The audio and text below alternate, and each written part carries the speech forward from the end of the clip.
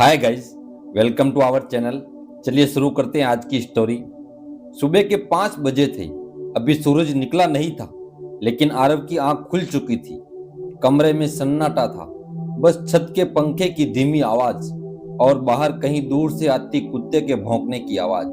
आरव बिस्तर पर बैठा रहा। उसके हाथों की अंगुलियां सख्त हो चुकी थी, नाखूनों के नीचे काली मिट्टी जमी रहती थी। 30 साल की उम्र, लेकिन चेहरे पर थकान किसी 50 साल के आदमी जैसी। वह रोज की तरह उठकर बाहर गया, नल से ठंडा पानी चेहरे पर डाला और आईने में खुद को देखा। आईना चुप था, लेकिन सवाल बोल रहा था, मैं इतना मेहनत करता हूं, फिर भी मेरी जिंदगी क्यों नहीं बदल रही। आरव एक छोटे कस्बे में रहता था।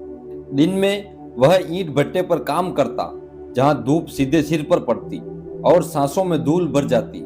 हर दिन 10 से 12 घंटे की मेहनत, कमर दर्द, हाथों में छाले। शाम को जब वह घर लौटता तो उसकी माँ शारदा दरवाजे पर बैठी मिलती। वह कुछ नहीं कहती, लेकिन उसकी आंखें सब कह देती। आरव की पत्नी मीरा भी चुप रहने लगी थी। पहले हिम्मत देती थी, अब वह चूल्हे के पास बैठकर खामोशी से खाना बनाती। गरीबी सिर्फ जेब में नहीं होती, वह रिश्तों में भी उतर आती है। उसी कस्बे में विक्रम रहता था। विक्रम कभी आरव के साथ ही काम करता था, लेकिन आज उसके पास दुकान थी, गाड़ी थी और लोगों की इज्जत भी। एक दिन विक्रम ने हंसते हुए कहा, आरव, तू आज भी मजदूरी ही कर रहा है। मेहनत से पेट भरता है, जिंदगी नहीं बनती। लोग हंस पड़े। आरव मुस्कुराया, लेकिन दिल के अंदर कुछ टूट गया। उस रात वह देर रात तक जागता रहा, छत की ओर देखते हुए सोचता रहा, अगर मेहनत ही सब कुछ है तो मैं पीछे क्यों रह गया। एक दिन आरव को काम से निकाल दिया गया। भट्टे का मालिक बोला, काम कम है, आदमी ज्यादा। घर आकर आरव चुपचाप बैठ गया। मीरा ने पूछा, कुछ हुआ क्या? आरव कुछ नहीं बोला। रात में माँ की खांसी बढ़ गई। डॉक्टर ने दवा लिख दी, लेकिन पैसे नहीं थे। उस रात आरव पहली बार रोया। अगली सुबह वह यूं ही चल पड़ा, न मंजिल न दिशा। कस्बे के बाहर एक पुराना पीपल का पेड़ था। वहां एक साधु ध्यान में बैठा था। साधु ने आंख खोले बिना कहा, जिसके भीतर शोर बहुत हो वह बाहर शांति ढूंढता है। आरव ठिठक गया। उसने पूरी कहानी सुना दी। साधु मुस्कुराया, बुद्ध कहते हैं, पैसा हाथों से नहीं, सोच से पैदा होता है। साधु बोला, पहला नियम, अपने इरादे किसी को मत बताओ। आरव ने सोचा, वह हर प्लान सबको बता देता था और हर बार हंसी बनता था। उस दिन उसने तय किया, अब काम बोलेंगे, शब्द नहीं। साधु ने कहा, मेहनत छोड़ो मत, उसे दिशा दो। आरव ने देखा, कस्बे में सुबह मजदूरों को सस्ता साफ नाश्ता नहीं मिलता। उसने छोटा सा ठेला लगाया। सुबह गर्म पोहा और चाय।